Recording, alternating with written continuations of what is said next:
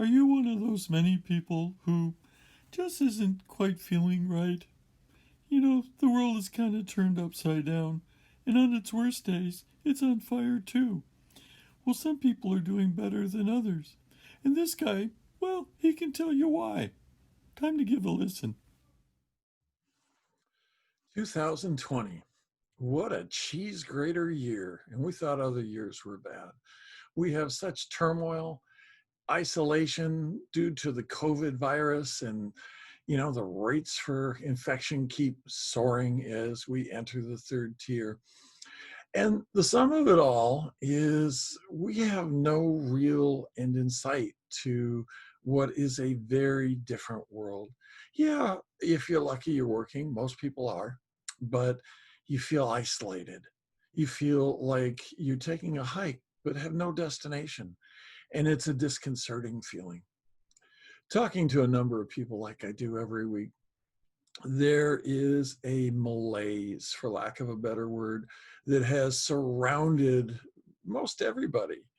I don't think anybody's saying, gee, I'm living my best life now.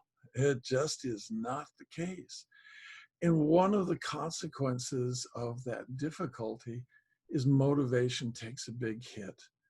People don't hit criteria for depression, but they certainly are gray tone, and they certainly are struggling. We have continuing political turmoil even after the election. It democracy is at stake here, and there are people on both sides of the fence. The commonality is no one feels satisfied. So, what to do about it? Well, in talking with a lot of people, there are a couple things that really differentiate one person from another. The first one was a really quirky kind of thing that I found when I was doing the research for the pain book that came out in June.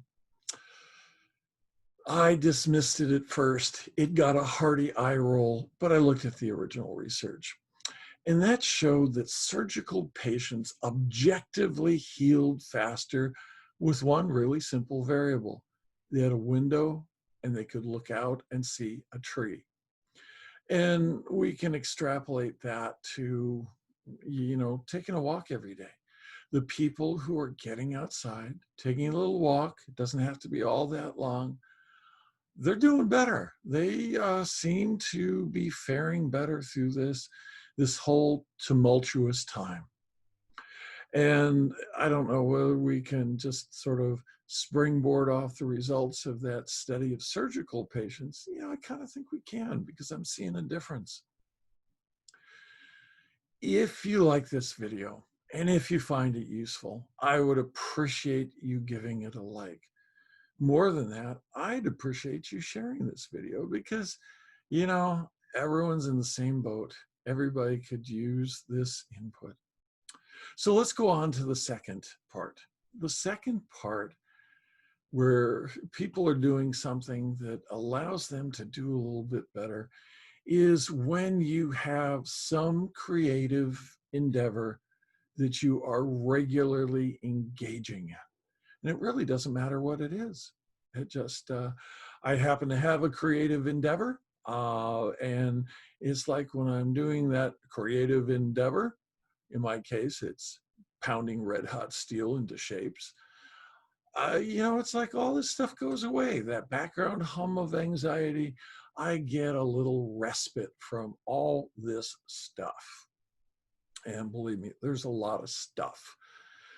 And those people, it doesn't, as I said, it doesn't matter what they're doing. It can be crocheting, it can be painting, it can be anything at all. But if you're doing it, what we know about creative activity is it causes the brain to light up in different areas, particularly frontal and prefrontal cortex.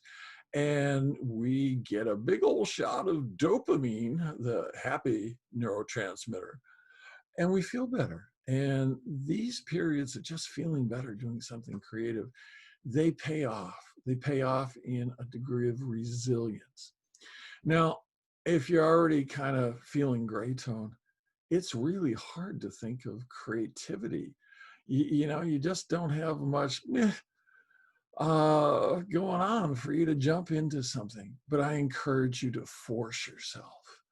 Get in the moment. The hardest part is liftoff, breaking momentum to do something. I don't care if it's an adult coloring book.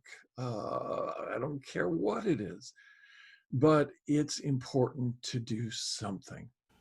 Hey, you just heard my buddy talking about taking walks and other good things like that. Now let's do something really important. Let's share this video because other people, yeah, they could benefit from hearing about this. Okay? Go ahead.